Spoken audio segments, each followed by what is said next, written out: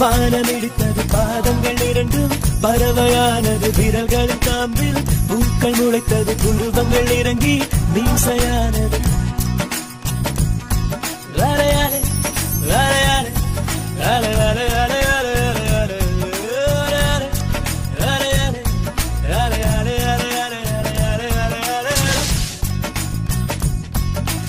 ஆனந்த கண்ணீர் கொண்டு குளித்தேன்